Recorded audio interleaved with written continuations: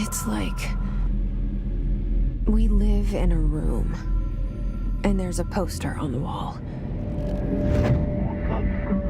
We stare at it, and we think that's the whole world. The room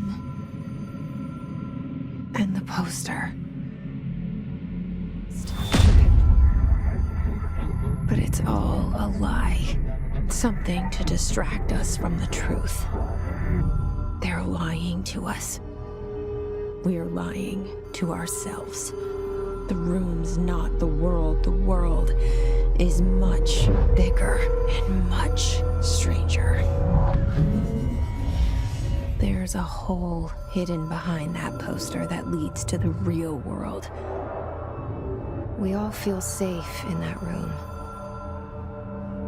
But sometimes something crawls out from behind the poster.